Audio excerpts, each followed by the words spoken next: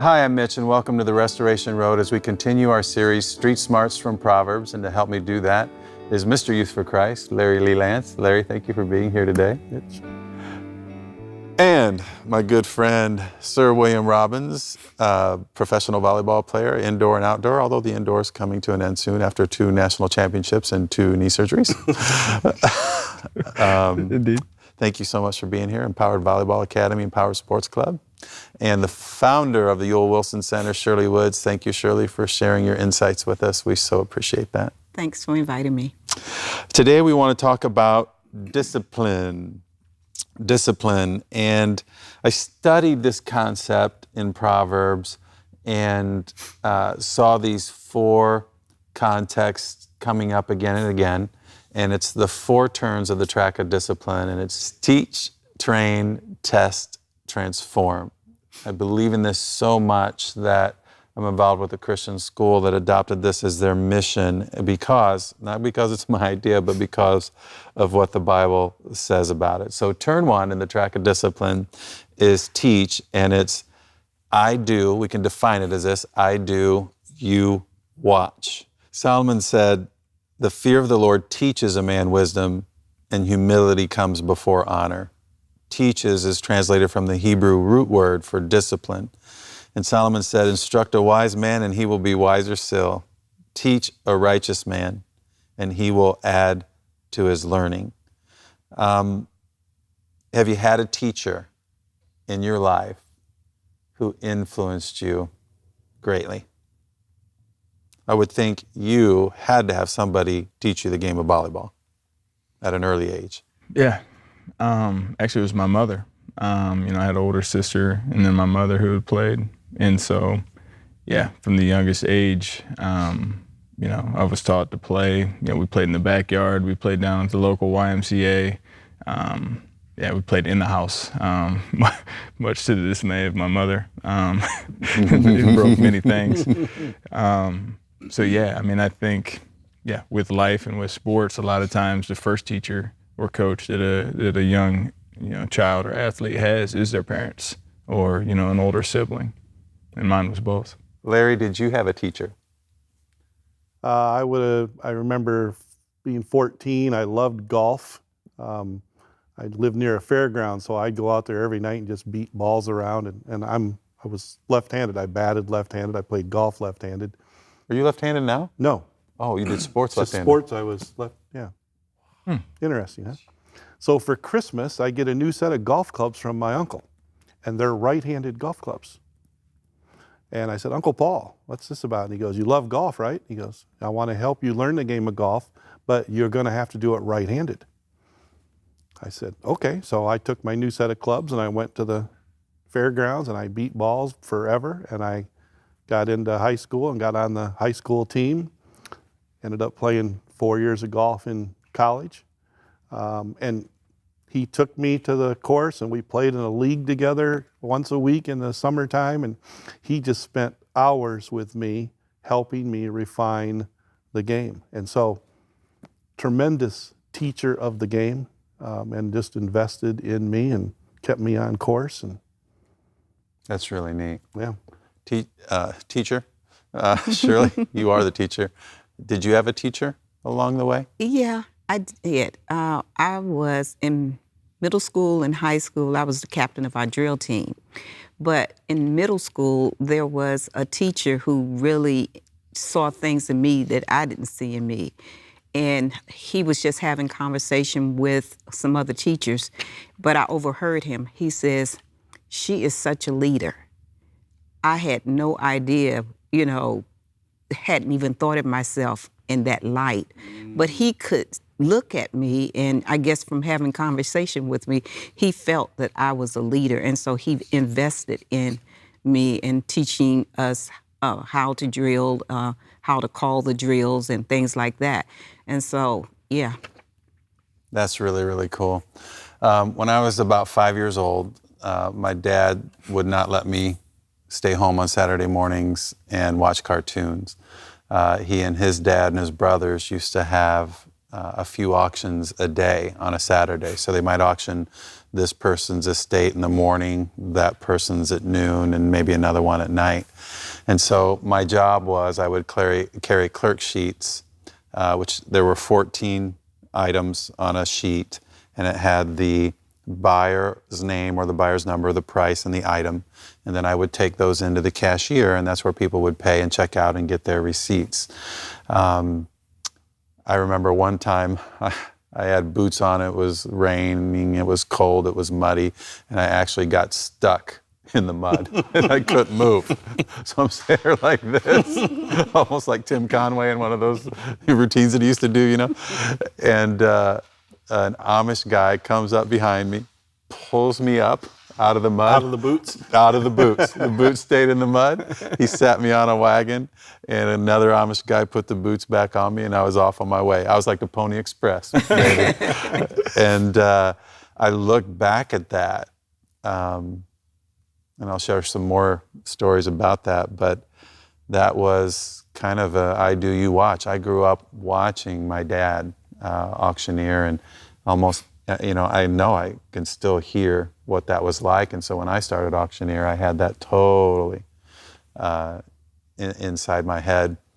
But the master teacher, Jesus, had a group of disciples, and man, could that guy teach. There's just nobody who's ever lived who could transfer information in a way that it would be assimilated like Jesus did. And he taught his disciples powerfully.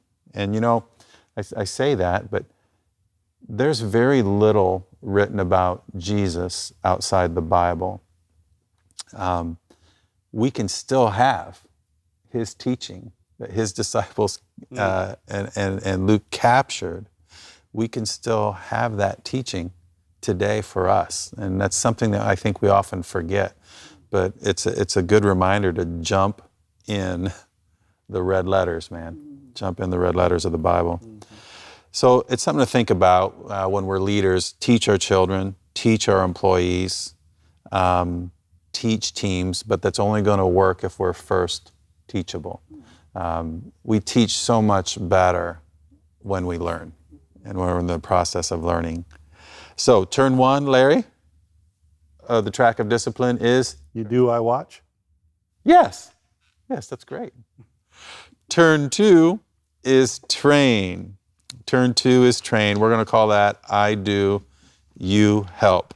Proverbs 22:6 says, train a child in the way he should go, and when he is old, he will not turn from it. Solomon's describing a 24/7 training process in terms of discipline. When I think of training, the first thought that comes to my mind is somebody like you training for an event. Can you talk about how that works? Let's say you're getting ready for a beach event in California, and you got to be ready. You got to be at the top of your game. What do you do the few weeks before that, or a few months before that, however it would work? Oh, wow. You obviously have your strength training program that you're always pretty regimented on, and you're constantly trying to build, and then leading up to an event, you always want to taper off so that you're, allowing your body the proper time to rest and to heal. Is that resting and healing along the way of the training or right before the event itself, or both? It's both. You have to, once you break the muscle fibers down, you got to give it time to be able to first heal itself, and then it adds new muscle growth. So it's hard to explain to a young athlete because you're always taught that just work harder, work harder. Yes. You want to get better, stronger, just work harder. And so then they start thinking 7 days a week and 2-3 times a day then. And I should, as you get older, it's more about fine tuning. I've learned all the fundamentals. So then it's just about watching video, just analyzing, previous matches, stuff I'm still struggling with, whether it's defense or, whether it's just vision, hitting shots. And so then, I'll go and do drills to mimic those issues that I'm having. Even as a professional, you still train?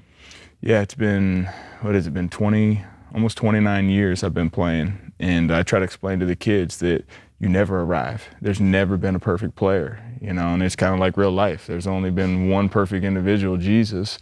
And I say, even in volleyball, any sport, there's never been a perfect player. And so there's always something that you can fine tune in your game. And you're always trying to get a little bit quicker, a little stronger. So yeah, a lot of times it's just fine tuning and leading up to a tournament. I thought about the Yule Wilson Center. You do all these things. You do turn one, you teach the kids, but then you actually train the kids. They can actually do things to learn about skill sets for their careers. Like, can't they do music at your place? Yes. They can do studio recording. They can, and dance and drum lessons, different things, performing art type things, yeah. Larry, how do you train for a board meeting? Wow. Lots of preparation. Do you fine tune your skills? Yes. Isn't that nice? I mean, you really do. You do. I do lots of meetings. So there is a lot of preparation. There is a lot of discipline in that. There is a lot of, you can't cover everything. So what are the top 4 agenda items? Have you talked to the people that are going to discuss it so they're aware of it, so they're not discussing it for the first time? So there's a lot of work that goes into proper preparation with staff meetings, board meetings, any kind of meetings. I'm sure you fine tune as well. After a meeting, maybe I came across a little harsh, or maybe I didn't present that properly. Let me make sure I retweak it so that way it's, there's a little more clarity next time when you talk to somebody or the group where you present it. Yep. Values are caught more than they're taught. And I was still probably 5 or 6, and I was carrying the clerk sheets, and I realized I was getting $1 a day. Some days I'd carry 7 clerk sheets. Some days I'd carry 37 clerk sheets or more. And so, the day was a lot longer. So I went to my grandfather. He seemed to be more in charge. And I said, Grandpa, Miss Mitchell, I said, I get $1 a day to carry clerk sheets. That's right. That's right. You did a good job. I said, some days it's 7 clerk sheets and some days it's 37. Oh, Mitchell. You don't have to give us any money back when it's only 7. A wise man. I thought he's not hearing it. He knew exactly where you were going with it. Yeah, he was way ahead of you. And I said, I want 10 cents a clerk sheet. I don't know where that came. It had to come from being around them. I don't know where that ever came from in my mind. I said, I want 10 cents a clerk sheet. Ooh, Mitchell. Some of those big days, that would be $3.70. Maybe $4 instead of $1. I said, yes, it would. And then I'm thinking, but what about those days when it's only 7? What about those days? That's what's in my back of my mind. He goes, I guess we can agree to that. And he sticks out his hand, and I go, with a minimum of $1 a day.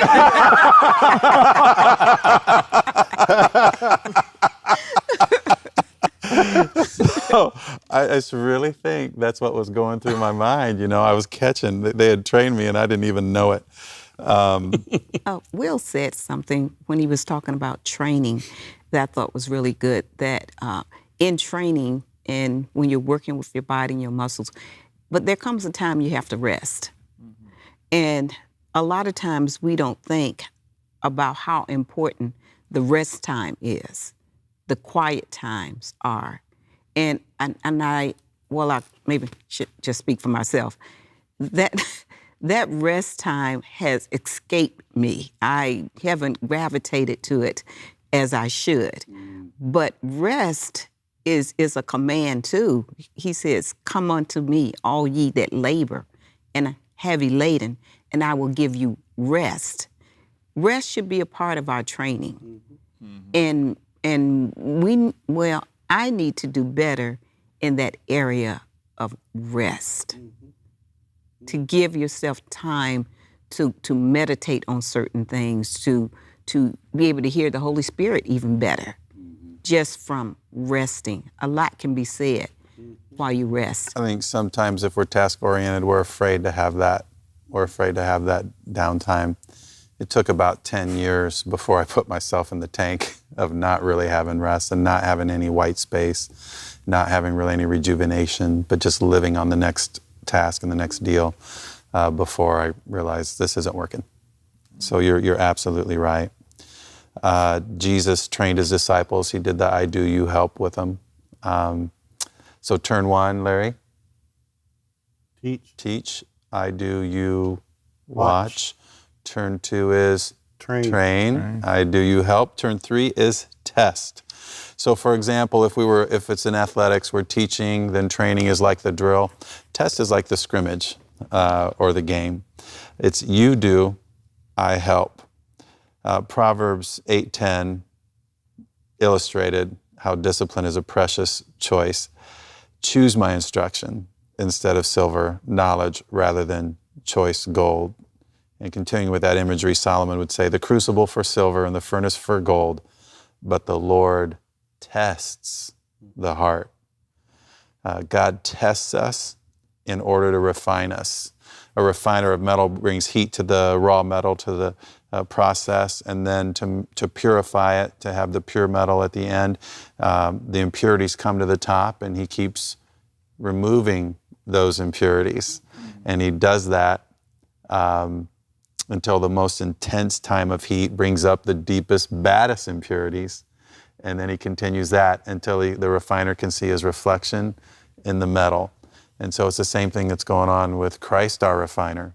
The heat of interpersonal conflict, life's challenges will bring our impurities to the top, especially in a test, especially in a scrimmage, especially in a game. It doesn't take very much from the heat of competition before all of a sudden the impurities will be coming to the top, maybe even out of our mouths.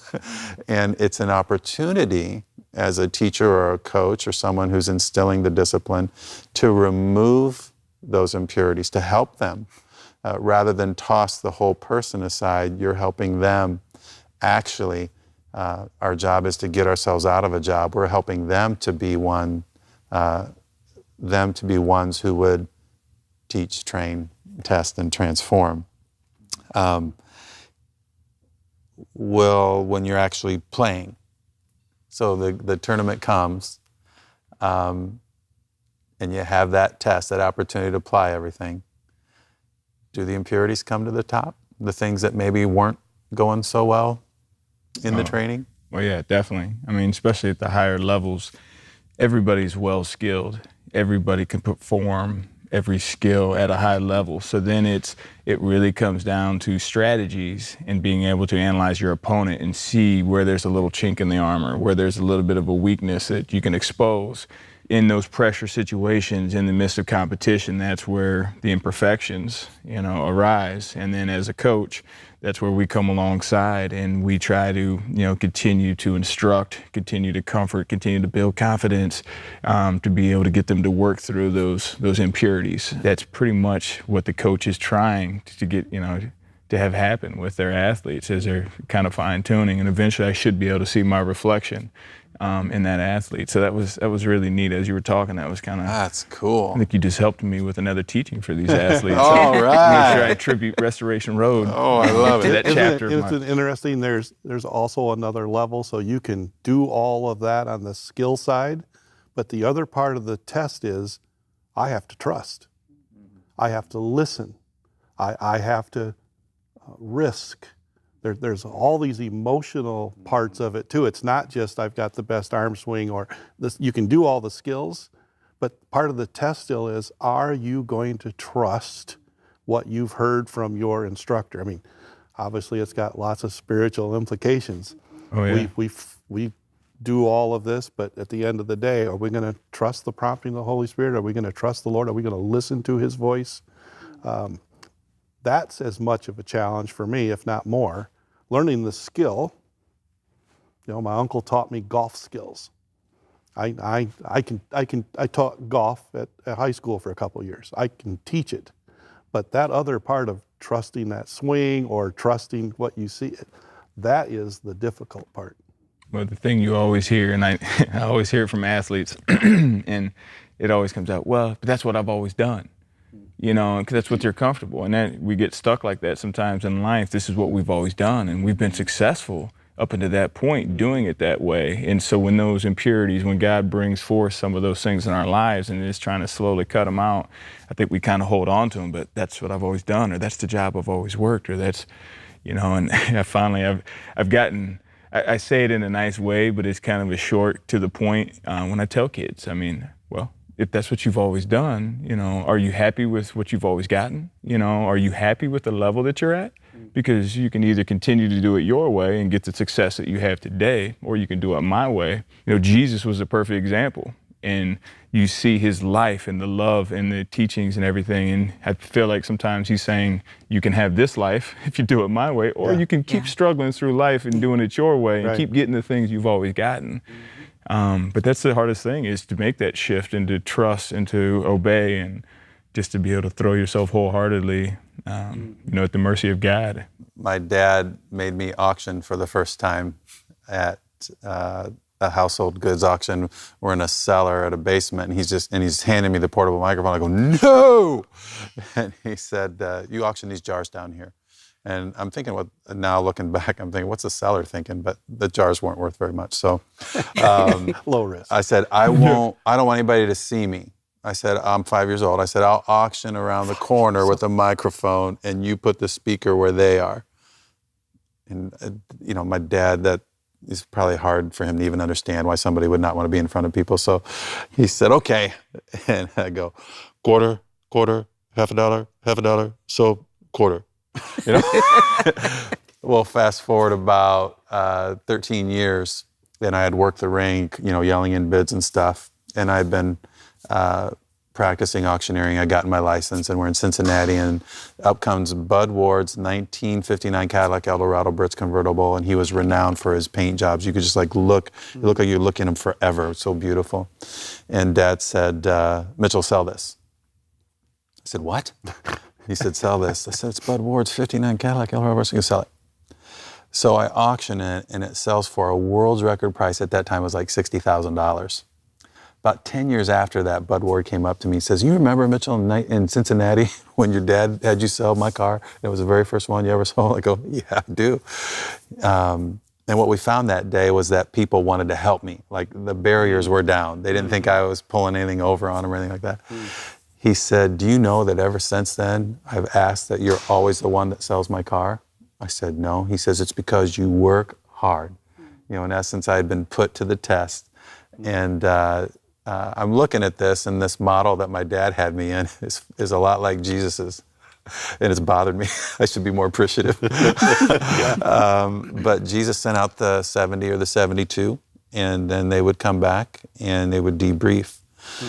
So he gave them, you know, an opportunity. It was his model to give them an opportunity to fail. Al McGuire, I heard speak after he had retired, and he was doing broadcasting, you know, after he won the national championship, NCAA basketball championship as a coach. And he said, at a camp I was at, he said, I need the opportunity to fail. And I didn't really understand what he meant at the time, but I get it now. He said, in essence, we always need a test. I always need an opportunity, you know, to have a test, to play that game, to have the risk of failing. And so teach, train, test, transform. Transform is you do, I watch. Some people say you do, I pray. But again, it's our job is to get ourselves out of a job. Solomon said, and this is correction in essence too. Solomon said, a servant cannot be corrected by mere words. Though he understands, he will not respond. We have to bring positive reinforcement, negative reinforcement, even punishment with our kids. And then we need some level of that as we're coaching and leading our organizations. Positive reinforcement is rewarding that positive behavior. Negative reinforcement is removing a positive from the behavior we don't want. And then punishment is bringing consequences, because short-term consequences are much better than a long-term crisis. And that's what you're going to have, especially in raising children, if we don't train them. And it's imperative that we bring this teach, train, test, transform. We got to have the correction part of it too. Can you think of a time when maybe you were corrected, either by a parent or a leader, and maybe it didn't feel so good at the time, but it really, really paid dividends in the end? Actually, it was my daughter who brought correction to me. And because I was just used to doing it that way all the time, and so you think continue to do it that way. And whatever, so sweetly and gently, she brought some things to my attention, and I had to look back and look at what she was saying, and she was absolutely right. But it was from my daughter. You would think I would be correcting her or whatever, but really she said some things that brought some transformation in my life to the point where I had to do some things differently. Mm. I think about your jobs to get yourself out of a job. One Labor Day weekend at Auburn, it was the biggest collector car auction in the world. Indiana State Police thought 300,000 people came to Auburn, Indiana for that. We had 5,000 cars in the event. And I'd worked really hard on the cars that we had in the auction, and it was the biggest one we had ever had. And I'm auctioning a collection that I had worked very hard to get there. It was an estate collection, and it probably totaled millions of dollars. And I'm finishing up maybe on the last car there, and the big arena is just packed, and it sells for a lot of money. And my dad looks at me, and he says, "You are the best in the world." And nobody could tell me that, and it would mean what it meant from the guy who knew what I had done up to that point, who knew what it took to do what we did, and the guy who would teach, test, train, and transform. His job was to get himself out of a job, and he did it. And you see that in Jesus' life. It makes you wonder why he did it this way. Why didn't he hang around longer? Why did he invest in those 12 and then say, okay, you got this, I'm going to give you the Holy Spirit? That's his model. And we're here for a short time, and that's our model. We have to be entrusting in others who we build up that go out and actually teach as well too. Teach. I do, you watch. Train. I do, you help. Test. You do, I help. And transform. You do, I watch. Because our job is to get ourselves out of a job in parenting and in leading and instilling discipline in another generation. And that's our prayer for you as you continue to pursue street smarts from Proverbs. Hello, I'm Jim Bradley with Central 21 Bradley, and if you do not know Mitch Kruse or you don't have his book, Street Smarts from Proverbs, buy it. All about wisdom. He'll show you how to skillfully navigate through life through the book of wisdom. Buy Street Smarts from Proverbs by Mitch Kruse, and watch his show, Restoration Road, every Sunday morning.